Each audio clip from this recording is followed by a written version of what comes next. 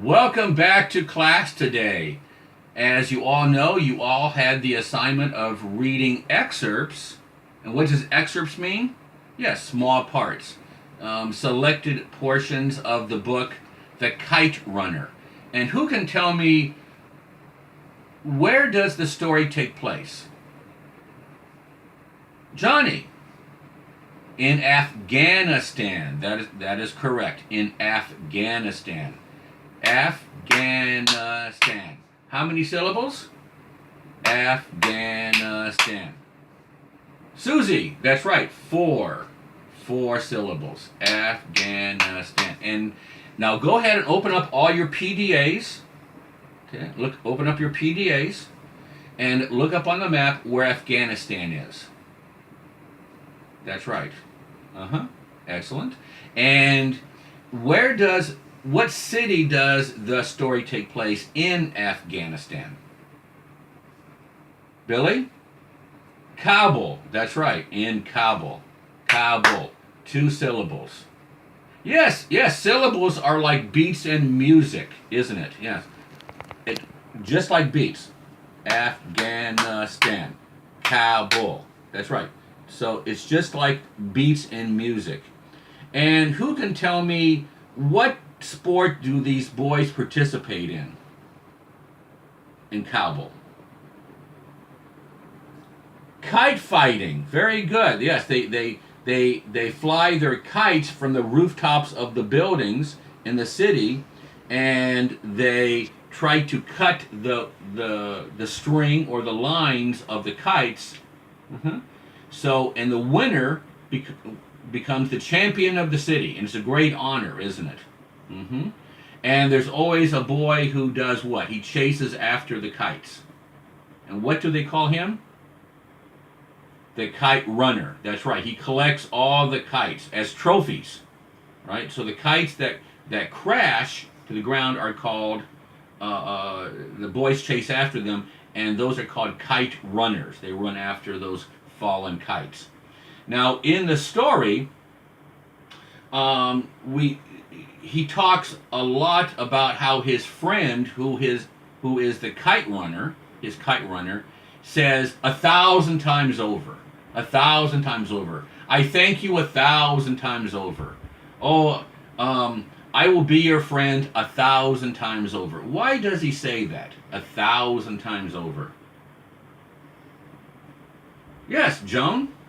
Yes, exactly right. It means that he is very, very grateful, or he is very happy.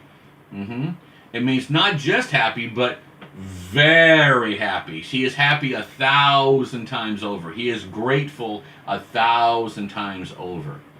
And in the story, the writer talks about trying to bury the past.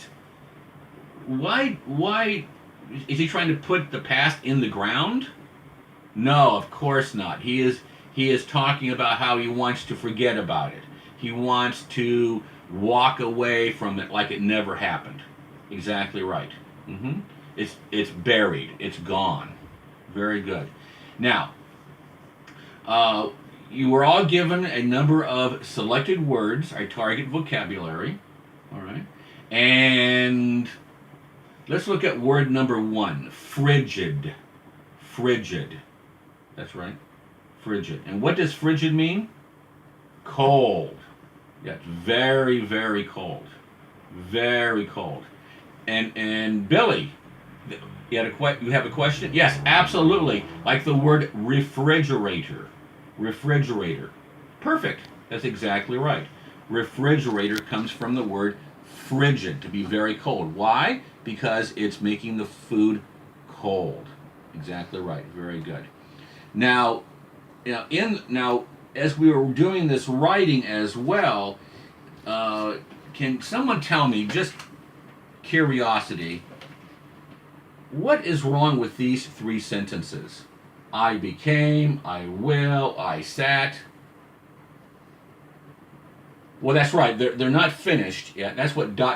means. It means you can put in whatever you want. I became an astronaut. Excuse me. I became a fireman. I became happy. Okay, after I won the kite fighting contest. hmm But what else is okay? But there's something specifically wrong with these sentences. Susan, that's right. The I's are small. What should they be? They should be big. And what do we call big letters? Capital letters or uppercase letters. So let's go ahead and correct that, should we? Hopefully you can all see that.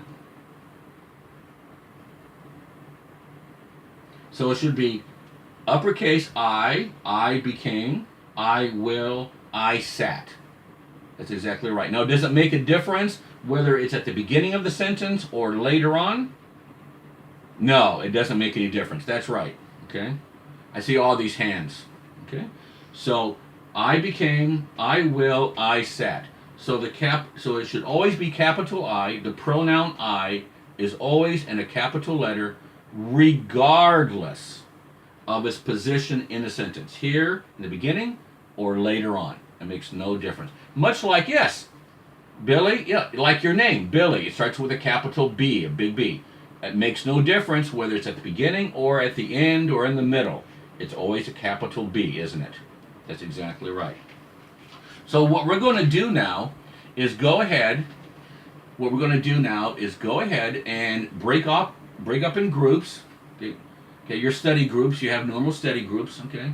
Anyone missing? No, everyone has their own study groups. Good. You're all going to meet in your study groups for the next few minutes, and you all have the handout on today's target vocabulary. And I want all of you to make sentences using that target vocabulary, those target vocabularies. Also, you have your target adjectives.